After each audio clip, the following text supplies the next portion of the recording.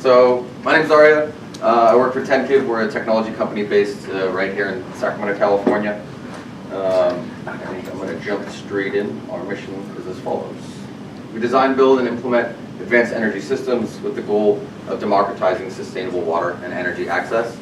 To accomplish this, we really had to take a look at kind of our current situation. Right now, everything from water sanitation to heating and cooling, electricity, etc., is still predominantly done using hydrocarbons or fossil fuels. But importantly, hydrocarbons and fossil fuels have stuck around due to their cost efficiency and the fact that it's so versatile that we can do all of these different things with essentially one kind of setup and one energy medium. So we think that if we want to do this, we're going to have to do the same thing with renewables. This is where we come in. Our system we call the Tenkiv Nexus. It's a solar thermal system, and it's modular. And what's unique about us is that we can localize energy acquisition, storage, distribution, and conversion, all while remaining cost competitive with fossil fuels, something that we haven't really seen on the market thus far. To do this, we knew there was a set of criteria that we needed to meet. Namely, we need to be sustainable, both in terms of cost and in terms of the materials that we use.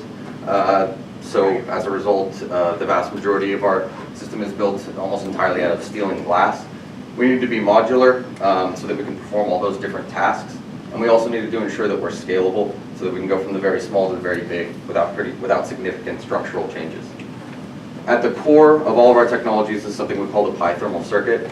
It's something our engineers developed, a set of principles essentially that maximize energy efficiency in the system, minimize loss. We call it the pi thermal circuit because it does for thermal energy something similar to what the integrated circuit did for electronics. So considering the fact that we want to get all this different stuff done, we wanted to make sure that we don't lose focus, so we had to come up with a strategy to have a sustainable path to success for the company. So we came up with these three phases: control, water, and energy, each one corresponding to the specific product we were going to bring to market during that phase. So I'll jump in. The first one is control. It refers to our tech deck, which is our data acquisition and control board. We built that entirely in-house. Nothing on the market really suited our needs, so we just went ahead and did it on our own. We ran a Kickstarter for it.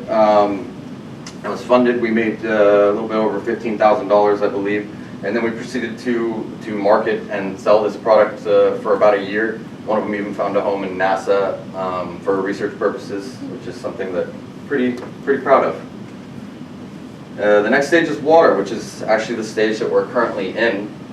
And our path to market here is we plan on partnering with nonprofit organizations. We think we can have a pretty big humanitarian impact in this area, and having them run pilot programs to sell our systems to disadvantaged communities and the nonprofits that provide for them. We've already partnered with one in the Middle East, and we are currently ramping up to run that pilot program. Once that pilot is completed, they're actually going to be marketing and selling our systems in Africa and Asia. We will be running a second Kickstarter coming up here pretty soon for this water project, and we'll be using the funds we gain from that to gain access to more advanced manufacturing infrastructure, better tooling, so that we can further reduce our costs and increase our efficiencies. And I want to emphasize one of the biggest milestones we really want to hit during our water phase is we'd like to secure a desalination pilot in our home state of California. As we all know, probably why we're all here, California is something of a world leader when it comes to renewable technologies, and we really want to help accelerate that trend. This is just real quick to give you an idea of some of the first places we're going to be going with our systems. So the first one is we're going to be setting up systems in Afghanistan. We're targeting areas with the highest child mortality rates first, as a direct result of lack of water sanitation. We have a potential in Somalia. We're in talks with somebody from the WHO. And then, of course, here we really want to get that pilot for desalination in California to help with some of the drought conditions and whatnot. So the final stage is energy. And if you take a look at this image, this is sort of a Tenkiv high concept. Once we've gotten through all of those phases, and we have all our different modules set up and we can perform all these different tasks, we really see the opportunity to kind of revolutionize the building process, whether we're talking about residential all the way up to infrastructure level stuff.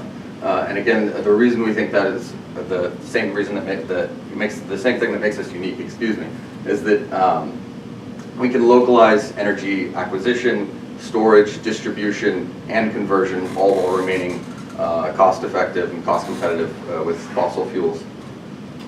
And just some credits. The partner we have in the Middle East is the Afghan Development Association. They've been doing water projects in the Middle East for decades with UNICEF, WHO, USAID. And we're also partnered with UC Solar. They're going to be the third party testing our solar thermal systems for what we believe will be a world record in efficiency. And yeah, that's it.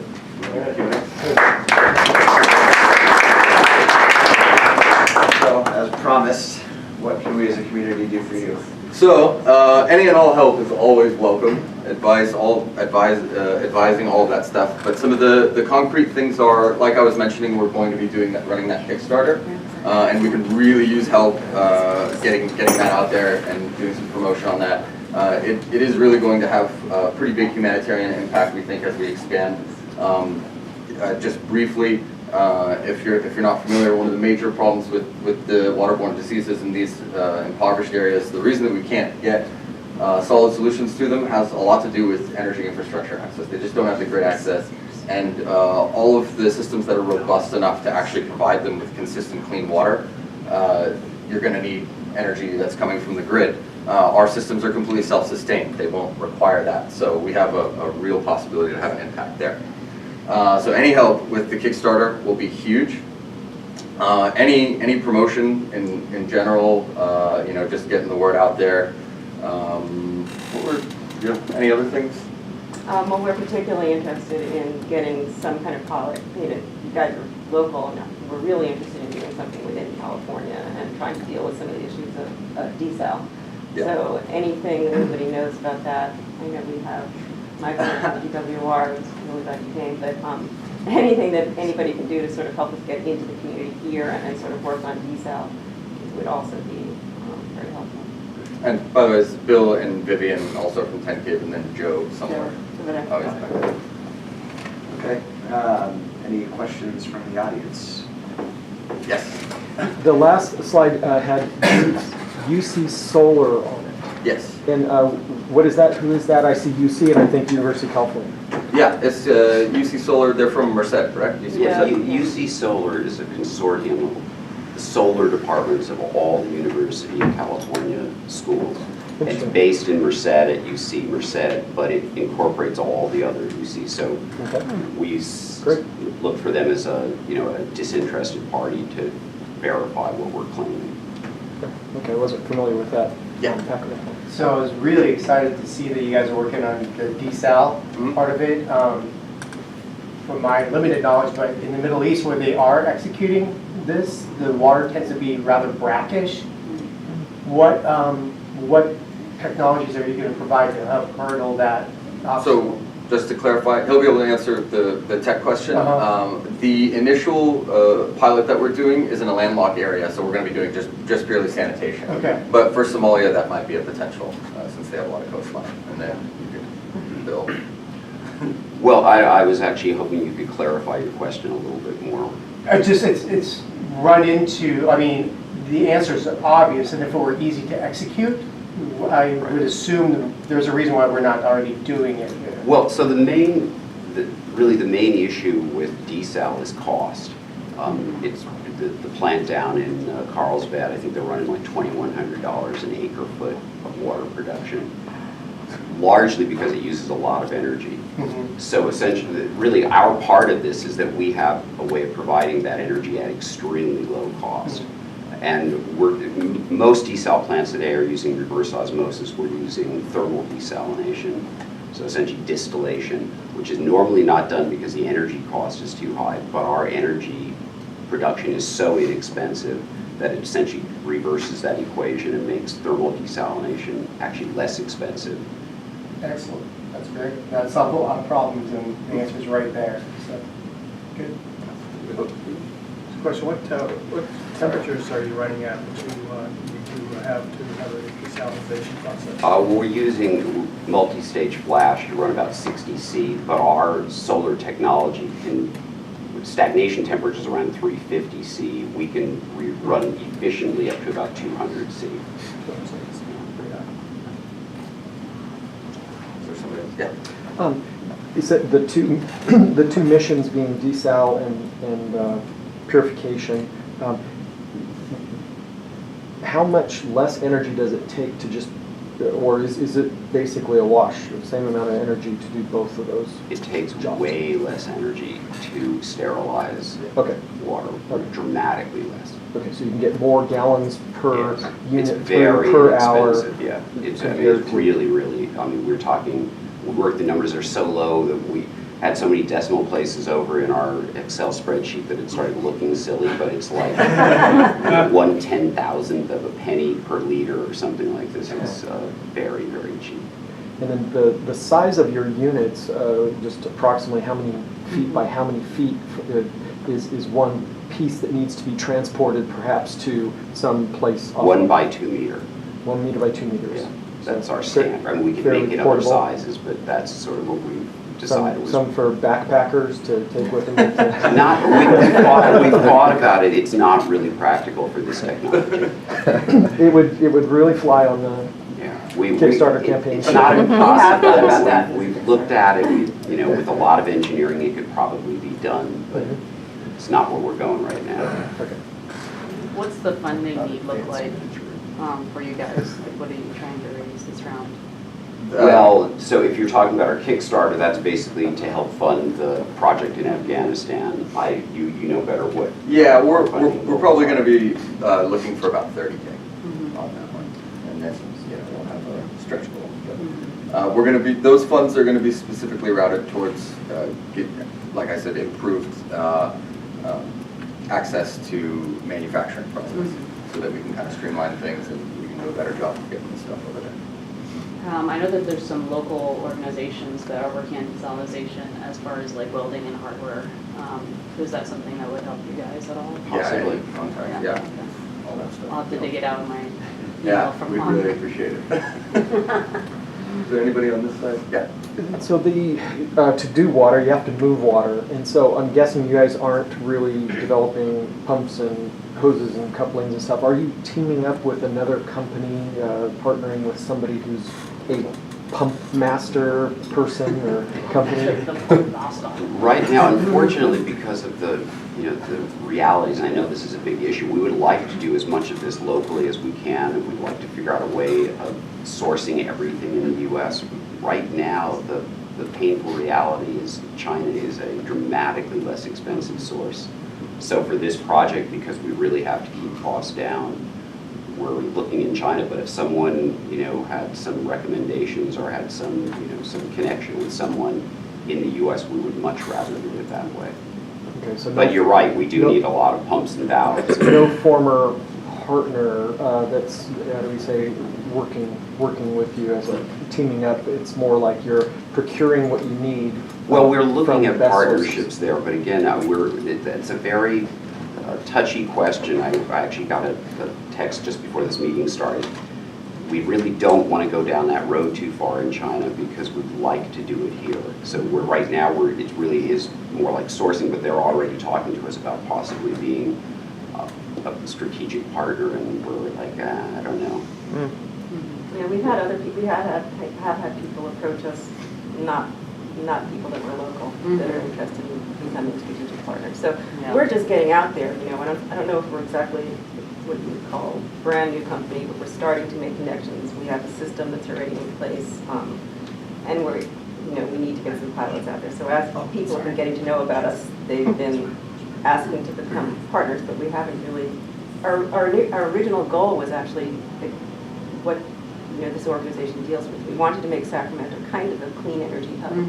And this is where we've lived. This is where all the people that we've gotten as interns work for us, and we'd really like to stay here. And California has some huge issues that we'd like to address, but it's tougher in California, it seems to be, and we're not, having a little bit of problems breaking through some of those barriers. So yes, any help that we could get doing that would be great. You have a question? I do. So first off, great presentation. I had the luxury of hearing the first cut, and I have the, not to put you on the spot, but way improved. And I thought, yeah. I mean, you had the message right before, but you made it so clear that I didn't have many questions about what it is that you do coming out of this presentation. So hopefully you don't take offense to that. No, That's kind of the point of why we're here, I think. But my question is, and maybe I missed it, are you a nonprofit or a for-profit? Where, you outline where you've been with the first Kickstarter, where you're going with the next step, but what is your long-term goal of the company? Are you expecting to, raise a bigger round after Kickstarter? Is this for-profit? What is your business model? Sure. Those type of questions was where I was kind of left curious. We are currently a for-profit company, but we're always exploring whatever avenues make the most sense with us. We know we definitely want to be involved with a lot of the humanitarian work and stuff like that. That's why we've gotten involved. As far as another round of funding, yes, we probably will, when we get into the energy stage, also do another round of funding, depending on what kind of, should we talk about the camera, what kind of opportunities we'll get there. I'll come over here. So. Sure. Everybody run around and speak. Depending on what kind of opportunities we get when we get into the energy phase. And also pending, we're going to see, I guess this doesn't work anymore, but after we break into these markets and get going with some of these projects, we'll have to kind of reassess and see where we're at and what opportunities we have. So have you done any research into what the market opportunity is for-profit, what your competition is like? I mean, it's easy to get behind what you're doing because you're trying to solve a really big problem for people that are in much greater need than probably we are here in Sacramento, but I imagine a lot of people are trying to do what you're doing. What makes you, what's your secret sauce? Our secret sauce is the fact that we have built one system that has this wide level of modularity, and regardless of what task we're performing, we can remain cost competitive with fossil fuels. That's something that, as far as I'm concerned, we've done a lot of research, we can't find that anywhere else. I would say that's our secret sauce. I would say, as far as the funding or nonprofit or not, one of the reasons why we have stayed away from taking any outside funding so far is we're still sort of wavering about whether we should go nonprofit or not. And what we're looking at now is the potential of the water portion of the business splitting off and being nonprofit, and the energy portion. I mean, they're interrelated, of course, because we use that energy for water, but for the energy alone, for home energy systems or whatever, leaving that as a for-profit company. Yeah. So we haven't closed any doors. I'll make one comment and then I'll move on and let other people talk. But we had a company present last week, Fresher USA, who effectively they're trying to solve the world hunger problem, and they're doing it in a fairly unique way where they have a nonprofit piece of the business and a for-profit piece of the business, and one subsidizes the other. I really did like that model, and I see a lot of similarities that you could draw from that here, where you were kind of using your commercial side of the business to subsidize the humanitarian aspect. So I definitely would, if I were in your shoes, I'd definitely look into that route and see. I'm not a lawyer, I don't understand the legal structures or the taxes or any of the financial implications, but it seemed like there was an opportunity there that is worth looking into. I can say one other thing. I think that, the way that we look at this, initially we went into this seeing that we really believed in sustainable energy, but that we were given the choice between sustainable, expensive energy that needed to be subsidized and sort of dirty, inexpensive energy. And we're always presented with that solution as a society. And what we really intended to do, and we were successful at, is changing that conversation. So that we think we've come up with something that really, we feel revolutionizes the industry. It's not, we didn't tweak the collector, we didn't, we built from the ground up to be integrated, as Arya said, similar to the idea of an integrated circuit, sort of like revolutionizing the industry. Yeah, we should emphasize that. It's not, there's nothing iterative about our technologies. It was all, we did from scratch. So we feel we've made this affordable. We've made it so that we can compete, not just on a concept of we're green, but on the concept that we're green, with a carbon footprint, and we're affordable, we're competitive. Very cool. Yeah. Have you guys looked at, first, everybody should be aware that the actual plumbing code for all Californians is being modified right now, and that includes the treatment of water at the single-family resident level. And because that's occurring for recycling, and recycling incurs a treatment process, much like desalination, you have to sanitize the water or use it in a certain specific way, or it won't be allowed to be used. And so, have you guys looked at the possibility of integrating your energy system with not only home energy, but with home treatment of non-potable water for purposes such as landscaping to relieve the drought in California? And that's occurring right now. So if anybody wants to get engaged in how the plumbing code gets changed for the community and how energy is used across the household to meet all your needs, then you can do that now. Now is the time to get engaged as a community with your water system. If you look at the energy that they've provided here in this screen, if you had a house next to you with solar electric and you had a dyad of energy components that you shared among yourselves, you could actually provide your electricity and your water needs and your heating through solar collection. And that's the type of integration that people should be looking at. And that's why the state of California is here and looking at Tenkiv with its possibilities. Just to answer your question, Michael, so we had always intended to put some water purification module into the home. We hadn't thought in terms of water recycling, non-potable water, like, I guess you're talking about irrigation, reusing water that was used once. So I would like to talk to you about that. So, right. Remember, we talk about desalination as something other than water treatment, but in reality, it's only a process that treats water for beneficial use. So if you're taking seawater and turning it to fresh water and going that big jump and embedding energy into something that has a lot of salt, taking it out by putting energy into it, which is what the hydraulic cycle does, right? With the hydrology of the clouds, that's all it does. It's the solar puts energy in it, we get it free. And when you compare that cost of that we get delivered in precipitation as free, and you compare it to what we have to put into it with fossil fuels, then the quantitative analysis always is unfeasible. So when we change that equation and use solar, desalination is just a treatment process to render a water. So if it's wastewater and it has 1,200 parts per million salt, like our waste, it still needs to be desalinated to use for fresh water. So it's just a process. And so if you have something that's contaminated with viruses, then it needs to be sanitized. And heat can do that also. And so you have filtering and heat. Either one requires energy. Okay? Good time for one more. Can you say, No, I'm sorry. do you guys have patents filed or patents issued or patents in Patents work? filed, Or yeah. Okay, great.